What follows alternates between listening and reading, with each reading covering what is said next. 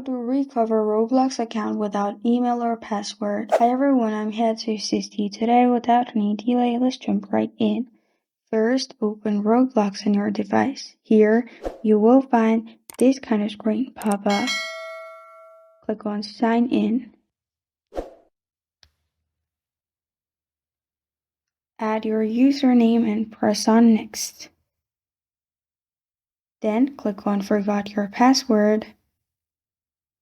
It will ask you your email, and if you don't have your accessed email or password, what you can do is open any browser, search roblox.com/support.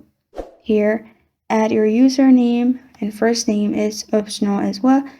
Add your current email,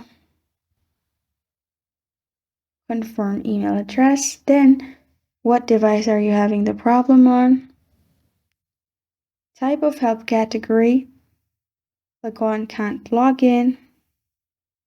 Subcategory, you can click on Forgot Password. Now you can describe your issue. I can't log in and don't have access to my email or phone number. I changed my email, please help, and press on Continue. After you do this, email will be sent to them, and after that they will get back to you and solve your issue. This is how to recover Roblox account without email or password.